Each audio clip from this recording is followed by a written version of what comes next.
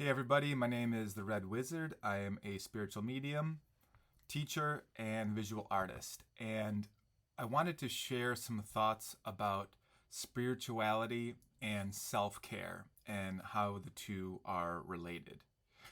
Now, if you've been watching this channel, you know that I tell you all the time that you are not your body and you are not your mind. And the, your spirit is your true nature. You are spirit. Another way to call spirit is pure consciousness, pure awareness. I like the term awareness. So, having said that, that is the truth of who you are, awareness. And because you are not your body and you are not your mind, no amount of fixing the body or fixing the mind is going to change the truth of your true substratum. You are consciousness, and your body and your mind appear within your consciousness. Okay. Now, that being said, we are in a constant struggle with the body and with the mind for a few reasons. One, we just live on the earth and there's challenges, there's illness, sickness, things like that, there's stress.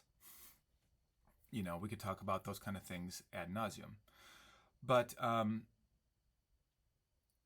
the trouble that I see people get into is they associate a little too much self-care practices with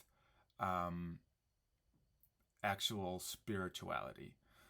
And I wanted to show an illustration that I thought of while I was at the gym. I just got back from the gym, and while I was working out, I was thinking about this relationship between self-care, taking care of our body and our mind, and how it relates to spirituality. So, the disclaimer I already gave you: you are spirit, you are consciousness, you are awareness. But it's like we have this ride. Our body is our ride, it's our vehicle, and throughout most of the day, we associate ourselves with our body. So I thought of this illustration, and it's of two gears. Forgive me, I'm not an engineer, but I drew a drawing with two gears, and I think of these two gears as the body and the mind. So we have the smaller gear, which is the mind, so literally up here, and then we have the larger gear, which is the body. Now, as you know, if we want these gears to move, we could put energy towards the top gear or the bottom gear, right? Now, if we think like a little bit more literally here, the gear in here is a lot smaller than the gear of my body. Literally, physically speaking, my mind physically seems like a smaller gear than the body. Okay. Now we could use this gear to move this gear. All right.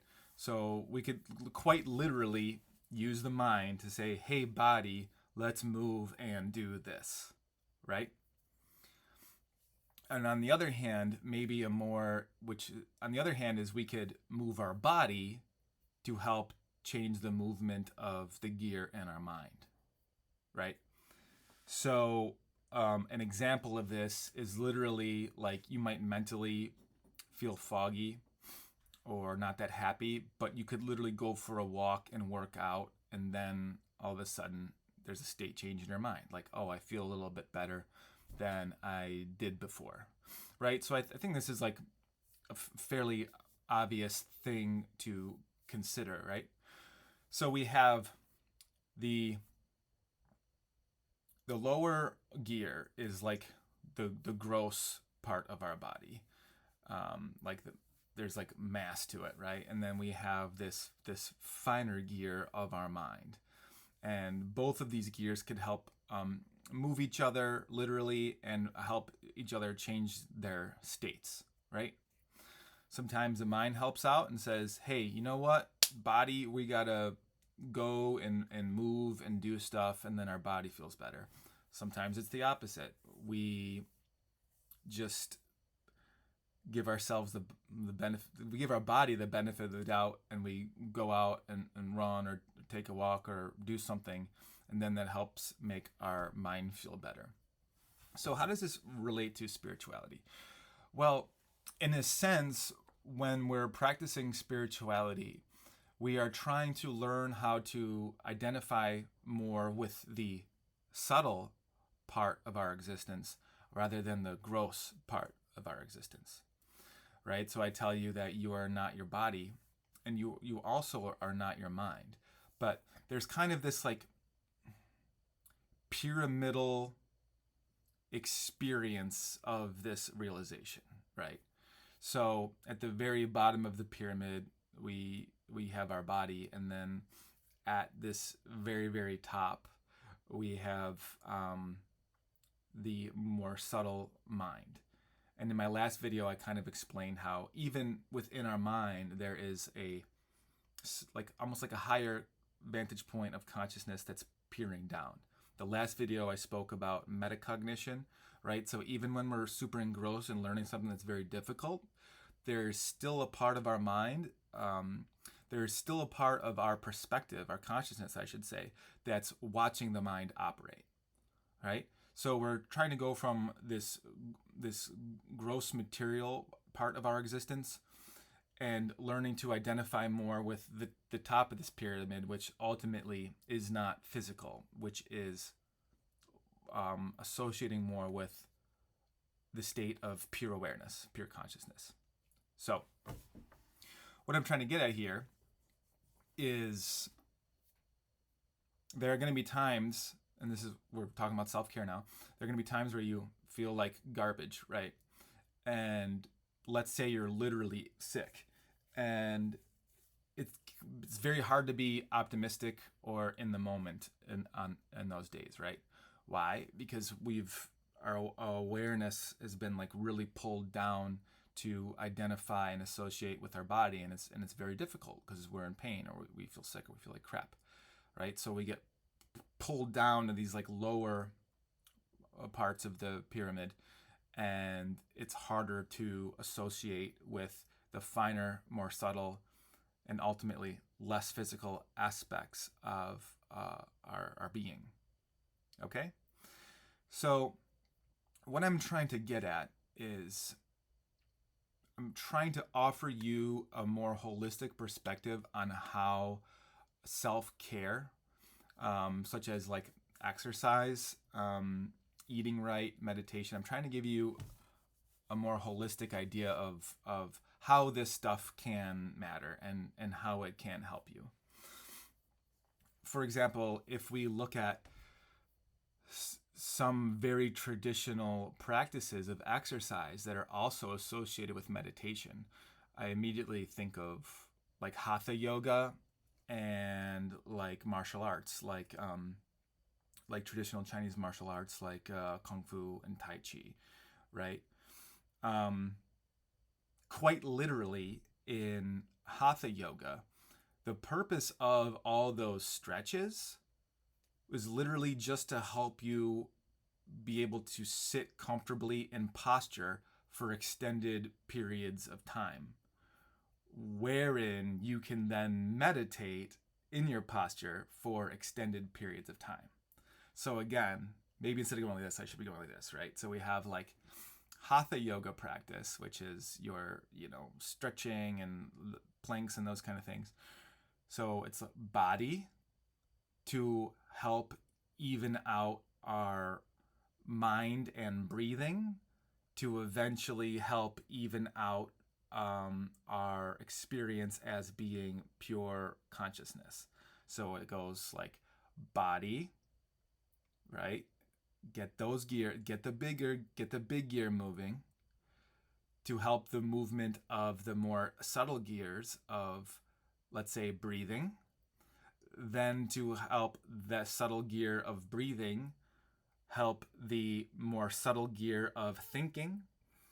Then we are now meditating, and we're now essentially trying to escape kind of that next gear and to just realize or remain in the state of pure awareness.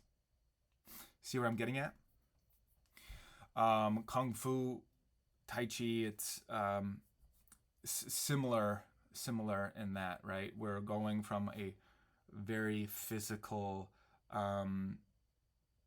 action-packed state kind of thing to help us recognize our chi and feel the flow of the energy, and then to kind of surrender to that flow. It's a very similar thing. So we're going from gross physical to the more subtle. So I think next time I draw this diagram, I'm gonna do it right now. I'm gonna do a pyramid first, then a big gear, and a small gear.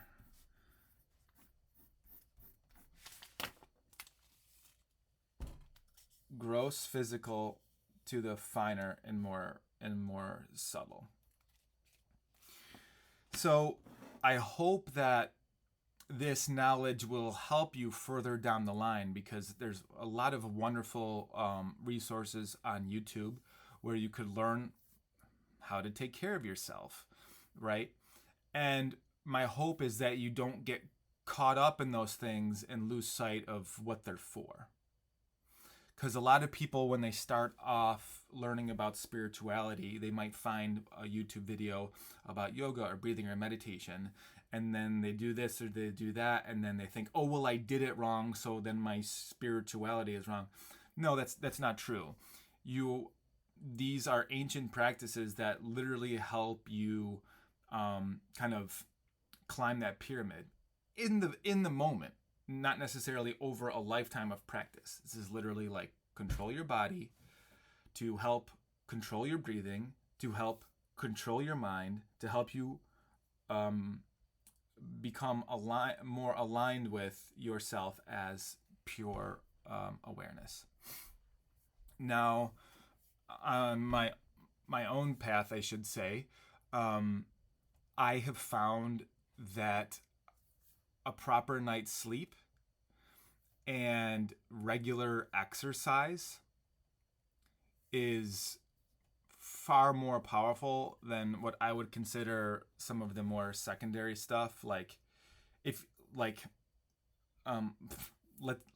say like crystals or tea or something like that. Like, if you're not getting 8 hours of sleep and you're not going for walks or exercising, a cup of ginger tea and clutching a crystal isn't gonna do anything for you, right? I'll give like a very practical example. Like in the evening, I wear those like yellow blue blocker like sunglasses, so I'm not getting like light from my monitor to help me sleep at night, right? It's one of my wind down routines. Now, on the whole, do those sunglasses do a lot? Probably not at all.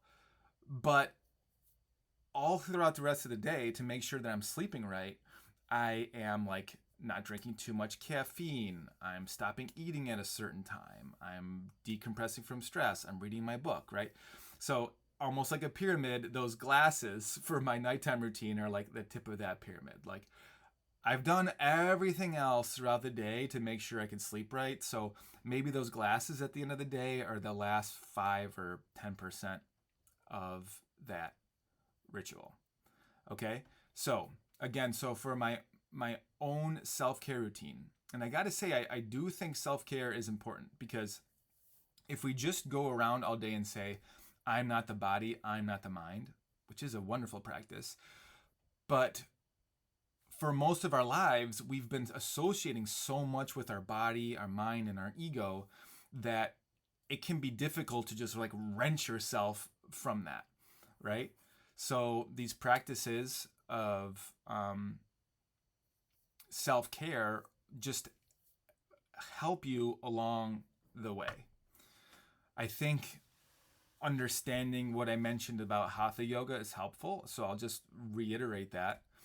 The whole purpose of the practice of stretching and stuff like that, and those practices we're all familiar with when you go to a yoga studio, is literally to help you eventually sit in posture for a long time, to literally help you sit in meditation for a long time. Okay? So throughout our day, we are meditating, and that we're trying to associate more with ourselves as being beings of pure awareness. Okay, so if we're taking care of our bodies and we're taking care of our minds, this is going to very much help us not be so controlled by them. The extreme example is being sick, really, right? If I'm really sick, it's really hard for me to be in the moment. It's really hard for me to be full of joy. So, yeah, self-care, I believe, is important, but don't get so caught up in it that you think you can't be spiritual unless you are flexible or something like that. Let me know in the comments if this video was helpful, and please hit me with any questions. I would love to elaborate. Peace. Oh, by the way, I have some free lessons online. You could hit the link in the description to this video. And I am doing readings. I'm doing private readings as a spiritual medium. So you could book me in the link below as well. Thanks, guys. Peace.